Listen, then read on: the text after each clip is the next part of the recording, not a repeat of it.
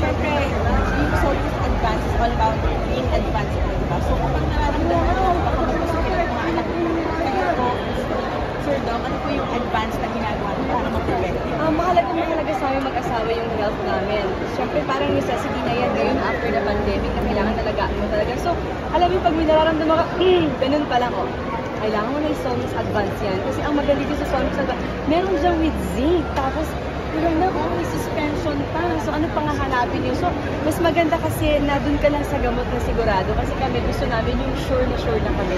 Ayaw namin nag-aalilangan pa kami sa gamot na inumin namin. But syempre, kailangan pa rin natin kumonsulta sa doktor bago tayo uminom ng mga doktor. Pero Marian, very careful ka sa pagpili ng mga ini-endorse. So, ito. Matagal ko na kasi ginagamit ang Soulmux. Nag-tablet na, lahat na nangyari na. So ngayon may advance na ngayon, with zinc pa ngayon, may suspension pa. So habang nagproseso ang Soulmux, nandun pa rin ako. So nung narinig mo yung tagline na advance mag-isip, anong Very me. Very ganun me. ka talaga. Oo lalo pagdating sa pamilya ko. Like, halimbawa, yun nga, pag may magkakasakit, gaano ka-advance mag-isip si Mark? Pa-advance talaga, paubo ka pa lang, alam ko na yung gagawin ko. Tayo mga nanay, alam natin yan. Talagang i-make sure natin na lahat ng kasama natin sa bahay, hindi lang yung mga anak ko, asawa ko, lahat kami sa bahay.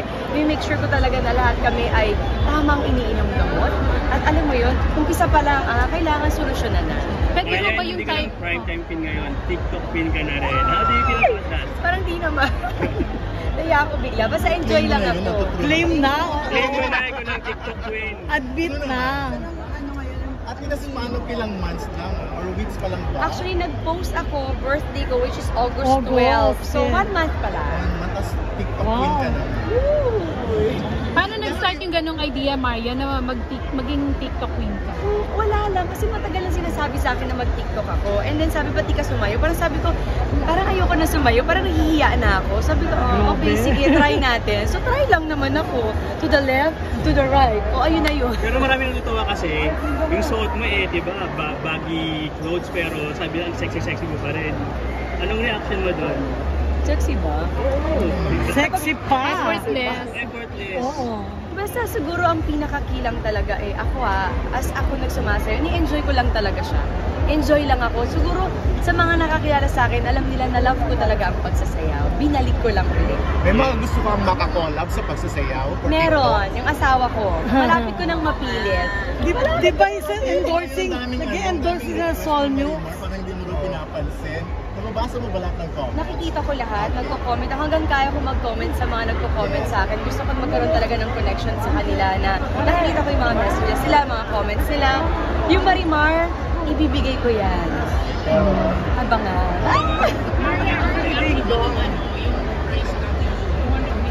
Hindi ko talaga in-expect. Sobrang, kahit si Rose, si Aubrey, si Ate Rose Garcia nagtitext sa akin, Marian, mag-react ka naman. Alam niyo, to be honest, wala talaga akong ma-react kasi kahit ako nagugulat din ako na very humble ko sinasabi na salamat sa mga nakagusto ng sayaw na yun.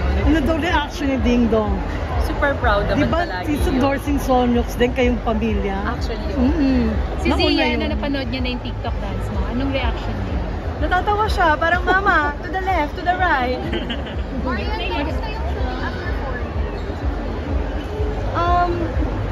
Shooting for out again.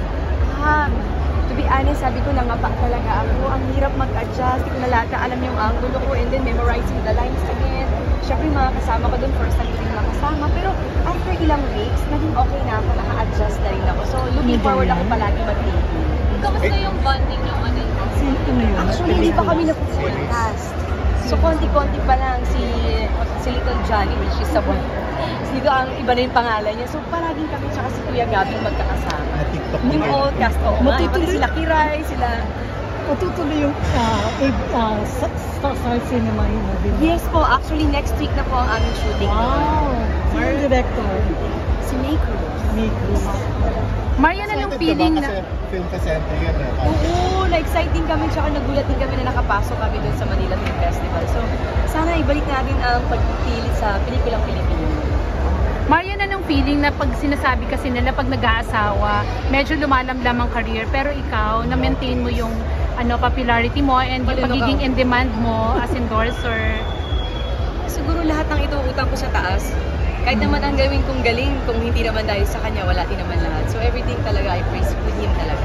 Sa kanya talaga lang. Anong naramdaman mo kanina yung pagkakagulo sa'yo na meron pa talagang napapasugsog talagang para lang makalapit sa'yo? Love na love ko din sila. At ito na, magbabalik na ako sa prime time. At ito, nagti-tiktok na ako. So marami pa silang aabangan. Wala, hindi bang nawala? Matagal ka bang nawala? Hindi naman 4 years po. Matagal na yun. So, na-adjust mo na yung oras mo ngayon na mag-uumpisa ka na naman ng bagong movie, bagong series. Next week ko pa malalaman. Hindi ko alam kung paano gagawin ko. Are you attending the Star Magic po? Alam ko kasi may shooting kami niyan. So alam ni Star Cinema may shooting ng araw na yan. Oh Maya, anong feeling pati yung mga sikat na celebrity na nagko-comment sa TikTok? Nakakatuwa. Nakakatuwa ako. Inikilig ako. Hindi ko talaga alam kung anong ire-react ko. Basta ako sabi ko lang, enjoy ko lang siya. And thank you sa mga nakaka-love. Marian, na lang, tinag ka ng radio as a style ay Nakakataba din ng puso yan. Kasi ako kung kilala niyo ako, isusuot ko saan ako komportable. Hindi ako jam sa kung ano na yung puso. Pag hindi ako komportable, kahit puso yan, hindi ko isusuot yan. Pero doon ako sa komportable ako na kaya kong dalhin. Ang tanong sila. Marian, ano yung pwedeng sa mga self-care tips? Kailangan, number 1, kailangan talaga may time ka para sa sarili mo. Kailangan may me time ka. Kasi yung me time na yun, doon ma-realize kung paano mo gagawin at i-adjust ang mga bagay-bagay. Pangalawa, huwag puputulin kahit na may anak kayo, huwag yung puputulin ang fire ng pagmamahalan nyo ng asawa nyo. Kasi nakakatulong din yan. Especially si Dong, very supportive talaga yun sa akin sa lahat ng ginagawa ko. So lahat ng action ko, nandyan talaga siya to support you. At malaking factor yun para maging blooming ka. At nandyan yung asawa para sabihin na, I'm here to support you. And you're always talaga beautiful as always. So alam mo yun, nabuboost niya yung talagang confident mo for that one. And of course, the kids. Kapag may anak ka talaga, iba na ang lahat. So sila lahat ng yan talaga magkakakombine na yun. And of course, yung faith mo sa kanya, kailangan di mawawala talaga sa ang dami kong ginagawa. Andun ako sa office ko, nag-arrange ako ng flowers, nagmumuni-muni ako. Minsan nag-games po ako ngayon. Nag-aaral po ako mag-games kayo. Anong game? Kung ano-anong games, mga Snake or tsaka Super Mario. Wala ka ng plano maging gamer talaga. Yung pang... Naku, baka patungo na ako doon. So yung mahalaga na ini-enjoy mo yung buhay mo sa kahit simpleng pamamaraan kasi yun yung me time mo para sa sarili mo. So sa dami ng ginagawa mo ngayon, hindi pa magkaka-another baby? Not in the near future? Ang dami ko pang gagawin. May soap ako, may movie ako, may TikTok ako. Ang dami ko pang gagawin. Sasayaw muna po ako. So may pag-uusap kayo ni Ding Dong na wag muna uling sundan siya? Wala naman, pero siguro nakikita naman din ito at yung my God, yung asawa ko Sunday lang talaga yung pahinga. Yeah, pinag-usap ko balik yung parang 90s na relax na Actually, way back kasi bago ko mag-artista, ganun talaga yung forma ko. So, komportable talaga ako sa ganun. Pero syempre, bilang artista ka, may mga event ka ina-attinan, kailangan siguro you maintain pa rin the character of being artist pa rin. So, ngayon mas maraming sports. Oo. Natutuwa nga ako eh. Diba? Medyo chill na ako. Yan, yung sa MMFF ngayong taon, parang mabibigat yung mga makakalaban mo kung sakasakali. Like, andyan sila Sharon Cuneta, sila Alden, sila Ate V. Aga. Ano yung nararamdaman mo ngayon na ang lalaking mga artista yung kasali sa Film Fest? Nakakatuwa kasi talagang alam mo yun, lumalaki na naman, bumabalik na naman yung mga pelikulang Pilipino. So nakakatuwa talaga na ito na uli. Pero naniniwala ka na yung Film Fest ngayon tatangkilikin na? Sana, we'll pray. Diba? We'll pray. Plano namin sa Pasko? Oo nga kasi may parade, may pag-uusapan pa lang night. So marami talagang adjustment kasi may Manila Film Festival kami na. So yan super career na TikTok. Pag may time, sasayaw. Pag hindi, edi la. Pero ina-anticipate na kasi dahil dapat lagi may paro si Maya. Sana mapilit ko yung asawa ko sumayaw. Medyo andun pa siya sa, okay. Anong kondisyon ito?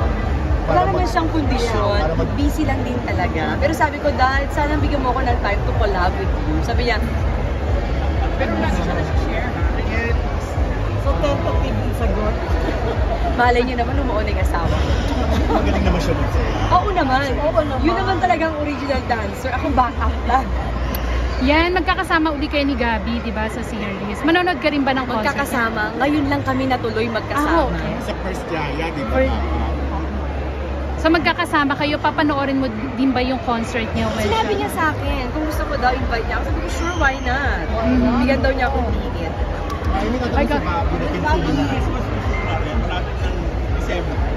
Christmas wish! Ang dami kong gusto, pero ang hirap isa-isahin. Siguro ano lang, ang pinaka-priority ko talaga is yung family ko. Buo kami na masaya at alam mo yung ligtas sa kahit anumang karamdaman. Yun na yung priority ko. Mag-save sila palagi. May tanong doon si Daddy Ann. Oo. May tanong doon si Ate Daddy. Tagal na. Sino yung kasama mo na star? Star movie Ding Dong. Asahan ko po. Joros. di ba? Yung mga cast, i-reveal namin yan soon. May title. And then, Rewind. Rewind. and then ngayon yan, di ba parang open na yung mga kapamilya stars na nakakapagtrabaho na sa GMA. Sino pa sa tingin mo yung mga kapamilya stars na gusto mong makatrabaho? Ang dami nila. Lahat sila gusto ko makatrabaho. Sa next project mo, sino yung in mind talaga na gustong gusto Sino sa tingin mo? Pinalik ko, sinong gusto nyo? John Akala mo Lloyd? naman ang dami ko mga time, di ba? Si John Lloyd Wala ba, na time, asawa ko na muna. si John Lloyd ba nakatrabaho mo na? Umayos ka macho. Yan, si John Lloyd hindi mo pa... Eh pag kahit naman anong gawin mo, kung hindi bibigay, hindi. Kung meron naman, meron. Kayo talaga kung nauudot eh. Yan, si John Lloyd hindi mo pa naka-work. Ako nga, hindi pa. Oh.